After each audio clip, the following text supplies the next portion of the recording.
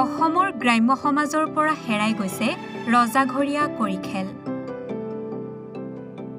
কাৰেংঘৰত ৰাজ পৰিয়াল আৰু ৰাজবিষয়ে খেলিছিল কৰি খেল। কৰি খেলৰ অৰ্থটো হ'ল কৰিটো মুঠি দেখিছে নহয় ছটা কৰি হিচাপ হ'লে ছটা কৰি ওপৰলৈ হ'লে 12 বুলি ধৰোঁ, ছটা কৰি তললৈ হ'লে 6 বুলি ধৰোঁ। ৰজাঘৰীয়া খেলবিধক জীয়াই ৰাখিছে শিৱসাগৰৰ দুখন গাঁৱে। শিৱসাগৰ জিলাৰ ডিকচু মাউত গাঁও আৰু ঘোঁৰাচৰা গাঁৱে এই ৰজাঘৰীয়া কৰি খেলৰ ঐতিহ্য আৰু পৰম্পৰা খামুচি ধৰি ৰাখিছে।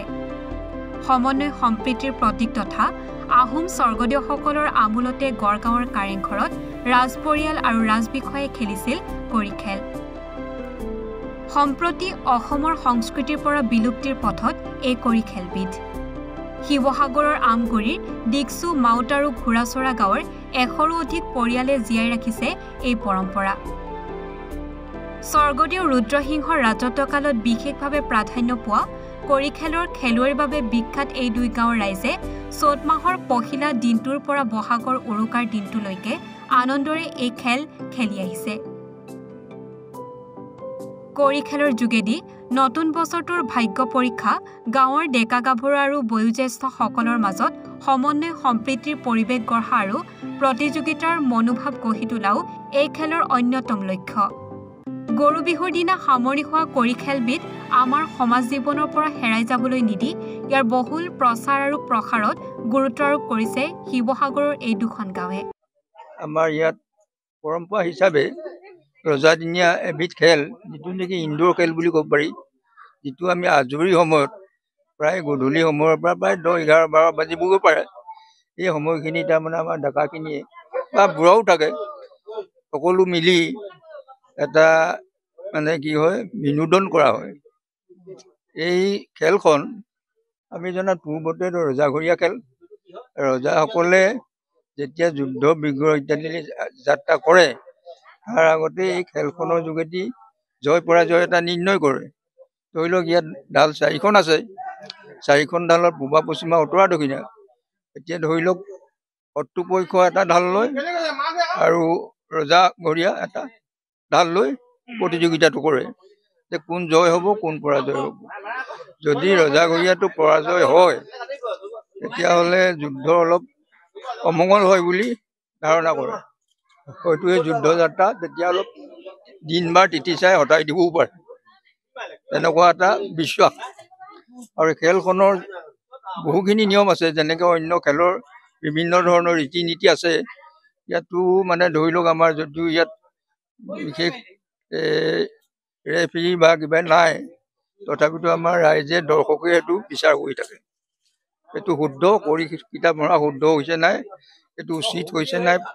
ইয়াত সংখ্যাকেইটা হ'ল 10, 25, তেনেকৈ 6, 12, 3, 4বোৰ মাজত আছে।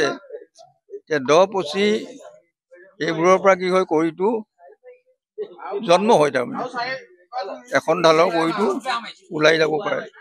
যদি তেনেধৰণৰ সংখ্যা উলিয়াব নোৱাৰে কৰিকেইটাত, তেতিয়াহ'লে কি হয় এইটো জগাব নোৱাৰে, তাৰমানে তেওঁলোকে কৰি আগবঢ়াব নোৱাৰে। কৰি খেলৰ অৰ্থটো হ'ল কৰিটো মুঠি দেখিছে নহয় ছটা কৰি হিচাপ হ'লে ছটা কৰি ওপৰলৈ হ'লে 12 বুলি ধৰোঁ, ছটা কৰি তললৈ হ'লে 6 বুলি ধৰোঁ, ছটা কৰি তললৈ এটা ওপৰলৈ হ'লে 12 বুলি ধৰোঁ, আৰু ছটা কৰি 5টা ওপৰলৈ এটা তল হ'লে 25।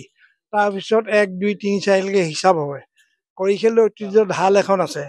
ঢালখনৰ হিচাপবিলাক ঘৰবিলাক পাবই, গাতে হাত ন এনেকৈ চিৰে কৰি চিৰে 4 পেটে 12 এনেকৈ হিচাপ হয়। কিন্তু কৰি খেলৰ ঐতিহ্যটো আমি বিচাৰিলে আহোম ৰজাৰ দিনৰ পৰাই এইটো আহে বুলি ভাবিছোঁ বা ভাবোঁ।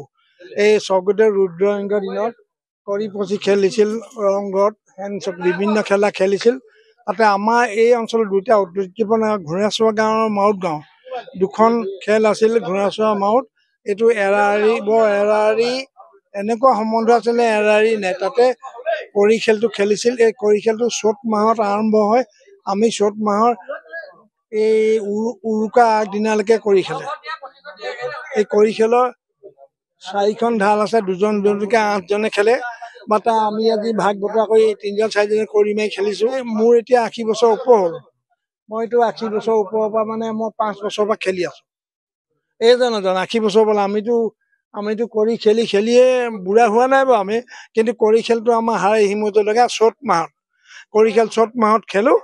এই কৰি খেলটো অসমৰ কোন ঠাইত আছে নাজানো, কিন্তু আমাৰ ইয়াত এতিয়াও সম্পূৰ্ণ প্ৰচলিত হৈ আছে। ইয়াত কৰি খেল খেলি যিটো মিলা প্ৰীতি বিমল আনন্দ ফূৰ্তি কৰি জগা 10 পচি মেলে কৰি জগা গৰি ঘাঁহা গেলা বুলি নকৰি ঘঁহা বুলি কয়। শেষৰ ঘৰত উৰা বনালে কৰি ঘাঁহে এই টিপা মাৰি মাটি ধৰে বুঢ়া ঘাঁহ, তাৰমানে ভৰি বুঢ়া মেলে বুঢ়া ঘাঁহটো এঘৰ কৰি মাৰিব লাগিব 25 বা 10, তেতিয়াহে ঘাঁহটো মুক্ত হ'ব। আমগুৰিৰ পৰা ৱাকিল আহমেদৰ ৰিপৰ্ট, এনি ভাৰত 24।